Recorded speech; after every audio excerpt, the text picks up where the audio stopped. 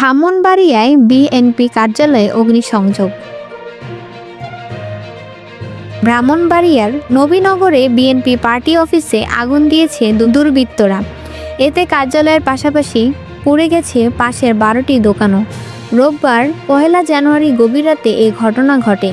BNP নেতারা জানান, একদল দুর্বৃত্ত নাটঘর বাজার এলাকায় বিএনপি কার্যালয়ে আগুন দিয়ে দ্রুত পালিয়ে যায়। মুহূর্তের মধ্যেই আগুন ছড়িয়ে পড়ে পাশের দোকানগুলোতে।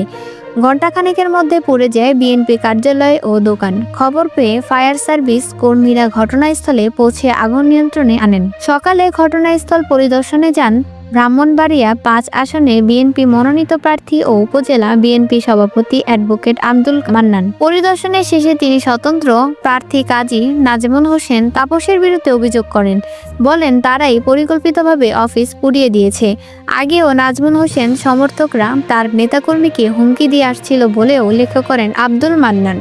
অভিযোগের বিষয়ে মন্তব্য জানতে নাজমুল হোসেন তাপসের সঙ্গে মুঠোফোনে একাধিকবার যোগাযোগের চেষ্টা করা হলেও তাকে পাওয়া যায়নি। নবীনগর থানা ভারপ্রাপ্ত কর্মকর্তা মোহাম্মদ রফিকুল ইসলাম জানান, আগুনের খবর পেয়ে রাতেই পুলিশ ঘটনাস্থল পরিদর্শন করেছে।